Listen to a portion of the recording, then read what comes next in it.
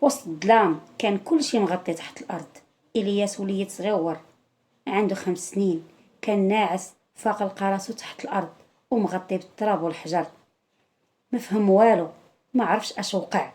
آخر حاجة كيتذكرها هي حضن الأم ديالو وصوتها ملي كانت كتقرا عليه آية الكرسي. صوت الانهيار كان بحال الرعد. إلياس كان محبوس في بلاصة ضيقة وقلبه كيضرب والجسم ديالو كيترعد. حاول يتحرك أو يحرك يديه، ما قدرش، لأن الحجر والتراب كانوا ضاغطين عليه.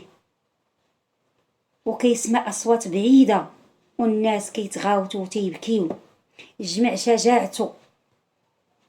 شجاعته وبدا كيغوت بكل ما في جهده: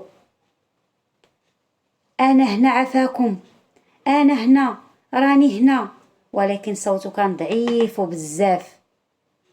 مرت ساعات طويلة وهو كيقاوم، عينيه بداو كيتسدوا من كثرة العيا. وفي لحظة سمع صوت قريب منه، كان كيحيد الحجر من فوقه. قلبه بدا كيضرب، غوت وخرج آخر نداء عنده في الحياة: عافاكم، عافاكم، راني هنا، عافاكم، ما تخلينيش نموت هنا. ما بقى سمع والو، سكات.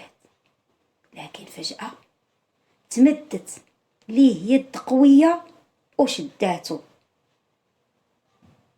نور الشمس ضرب عينيه والناس كيغوتوا: لقيناه، لقيناه حي. إلياس خرج للحياة من جديد، لكن بعينين شافت الموت وقلب صغير ضاق الرعب.